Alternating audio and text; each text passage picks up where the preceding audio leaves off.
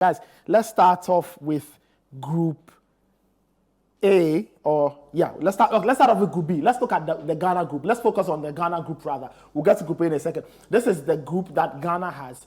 They take on Egypt, they take on Cape Verde, and they take on Mozambique. Now, if this is the fixture list, if this is anything to go by, we could probably say Ghana and Egypt. I don't know if the schedules, the fixture games, the fixtures are out yet. Yeah, they're out. Black Stars play Cape Verde first. So they take on Cape Verde first. Yeah. Then Mozambique second. No, Egypt second. So by the time Ghana takes on Egypt, they'll know whether they have 3 points, 1 point, or 0. And that makes that game against Egypt a very, very, very important one. Let me take your thoughts. As the grouping was going on, did you expect Ghana to be here with Egypt in one group? With prayer. I think when the groups were evenly shared, I'm like, see, we need a good group. If we don't get a good group, then really Ghana are going to struggle in the tournament. And see, Egypt is maybe the toughest of all in the group. Cape Verde, Ghana.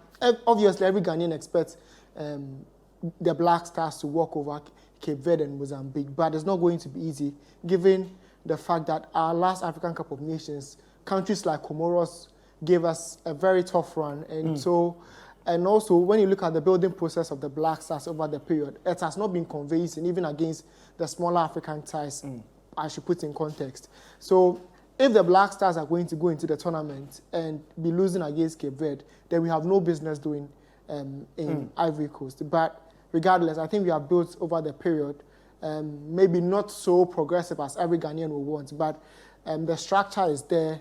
We have a manager we trust in, Chris Hughton, that he'll do a good work. So I think it's a good start, enough to qualify Ghana from the group stages.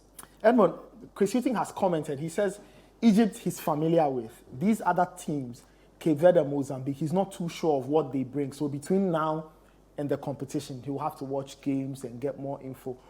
What kind of problem will the Black Stars potentially face in this group? We know Egypt is the most obvious problem. But what could be the major challenges Ghana could face just looking at this group as it is? Well, looking at this group as it is, for me, Cape Verde, in the past 4 games that we've met them, we have beaten them. So we've accounted for them each time we play them, be it an international friendly, a World Cup qualifier, or even an AFCON qualifier. But when it comes to Mozambique then falls in the bracket of Comoros, just like we did not know their quantity going into the tournament last time. And he coming out to say, frankly, that he doesn't know much about them. It gives him the opportunity to actually watch games of these guys, because these guys are actually having some interesting games, because Mozambique are playing Nigeria. And if that's anything to go by, Nigeria, some way, somehow, aside the fact that they have a lot more attackers than us, they play in a similar fashion. And that would give him a better opportunity to watch these 2 teams. Cape Verde is also actually playing, I think, today, and they're playing an Angolan side. It gives him the opportunity to watch them, because they will also be playing other games before the tournament. He mentioned something really critical, which is research. And for me, that means that the GFA needs to put together a team to properly research on these 2 nations, because Nathan, they are quite close to us in the rankings as well, because we are 11th, Cape Verde is 14th, and then Mozambique is 26th. So that means that this group is really, really tight. We should not go and sleep over, or else we can have a surprise behind our backs. Let's talk about the elephant in the room, Egypt. The last time the Black Stars played Egypt in the AFCON, I was at that game. Ghana lost by a goal. This was in the 2017 edition in Gabon, I believe it was. 6 years on, they meet again. Then it was the same thing. Ghana met them in the second group game. Ghana is meeting Egypt in the second group game. Between now and January, a lot can happen. Players can dip in form. But Edmond, if you were Chris Hughton and you were thinking about this game, or you were thinking about this group, looking at that game in particular, what should the Black Stars, by the time they take on Egypt, what should they be good at to overcome these guys? Because Egypt are experts at winning the AFCON. They've been there or thereabouts. I think they made the last final. They took on Senegal. What can the Black Stars do to match them at that level because this is the highest level of African football. Yeah. One thing the Black Stars need to really do is to be apt when it comes to defending in latter stages of games. That is where we know that the Egyptians can pull a surprise, especially if going into that time, the quote-unquote Fergie time, and it's all 0-0. Definitely, they ought to be in favor of the Egyptians because they are those guys who normally would pile all the pressure, and if they are winning by a solitary goal to, they are going to start all the gimmicks in this world just to make sure the clock runs down. As Chris Hughton is going into this game, if I were him, one thing I would do is not focus on Salah as a player, but focus on the system that the Egyptians deploy. The system that is so favorable to Salah, you should create a counter system that would be so unfavorable to Salah going into the game. Yeah, we've seen the Black Stars, and we'll see them play 2 friendlies in the next week or so, this weekend and early next week. What are you looking, with this at the back of your mind, what are you looking for? What are you looking for in terms of performance and all of that as the Black Stars start to think about this AFCON group now that it's quite clear? I think the Egyptians are very similar to the Mexicans when in terms of approach. The Mexicans equally frustrate you. They are very physical. They love to keep the ball. And then they attack in moments where you lose your concentration, which has been the problem of the Black Stars anytime they've played against Egypt. You realize, most of the games... Okay, let me start from this point. Egypt averagely score less than a goal in any AFCON game. Look at the last African Cup of Nations. It's just 0.6. The average is, you look at 0.6 per goal.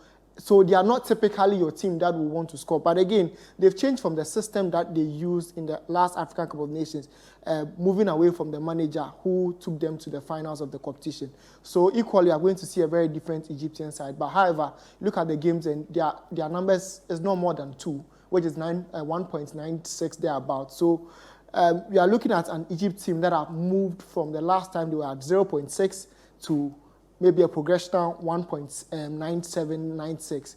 So typically, the Egypt of old is not the Egypt of new. And when you are facing them, even though our averages when it comes to the goals have been very difficult, and you look at the frame in which they've gotten the goals, it's been at the 90th, the 80th thereabouts. That's where Egypt have beaten us by 1-0. So concentration playing against Mexico should be very key. And then equally against a very attacking USA side, especially given the 2 teams you are going to play against. And there are interesting things about these 2 teams that we need to discuss. All right, so let me bring you in. You've been quiet.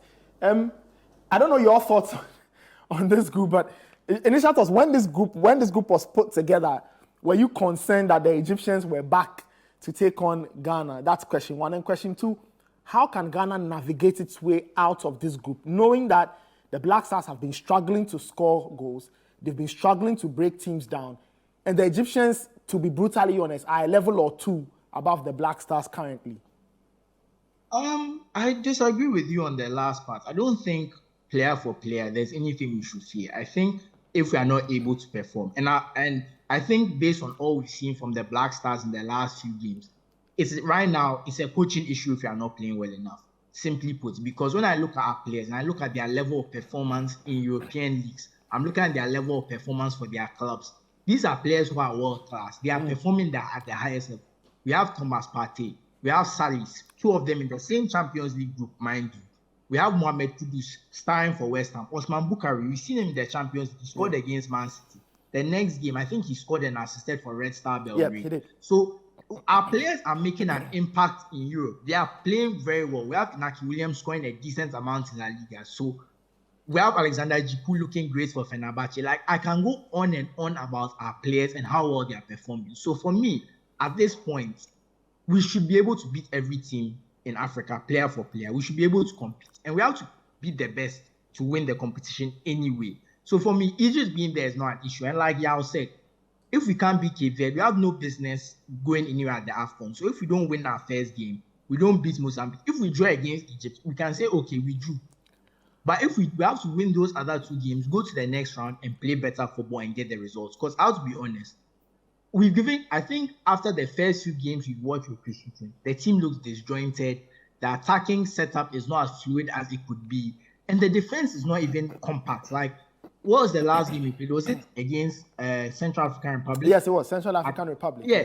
You, I'm sure everyone in the studio would agree with me that performance was not particularly encouraging, especially for a team that we should be beating hands down. So I think right now, when I look at us player for player, I don't see us having exceptional weaknesses in the player department. I think maybe there's a few positions where I'm not too sure about our players. I can say maybe our fullbacks might not really be there, and our goalkeeper is not playing at the highest level. But aside that, when I look at other things, I'm just thinking to myself that this is a very good squad who should be doing very well. And if it doesn't, I think it's down to the coach. So I'm not too concerned about any team on the continent.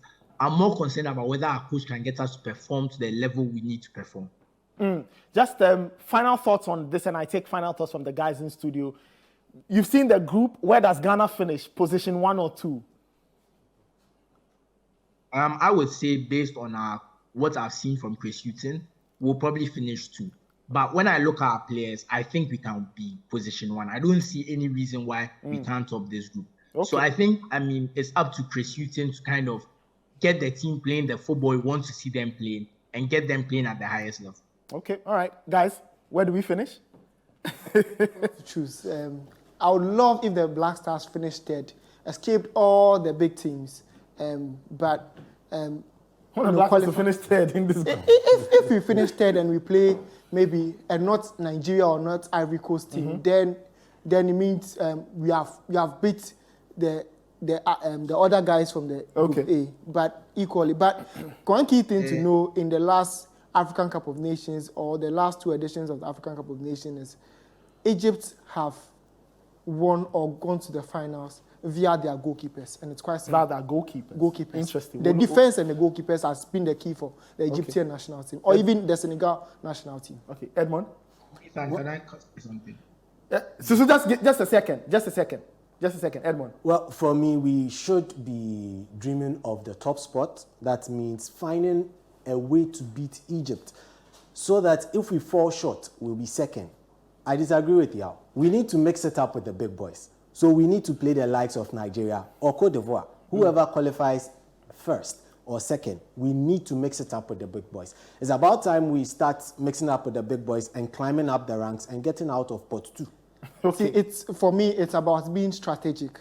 And if the strategy means being third and qualifying to the semi-finals or finals, then I'll take it. All right. Okay. So just a quick comment. We need to... I wanted to say to Yao, the finishing third and things, because of the way the AFCON is with the third place groups and stuff, it's not really fixed who you play in the next round. Yes. So it can be very random because of the group. So you can't really avoid a big team in that way unless all the big teams finish first. That's really the only way to avoid the big teams. I think if you look at the group, it's like depending on which groups the third place comes off, like they have a complicated way of doing it. It's not straightforward, and it makes planning for the tournament a bit confusing for us watching, which is why those 32 team and 16 team tournaments are very easy because you know that 1A is playing 2B, etc., etc. So okay, all right. That's just something I wanted to add.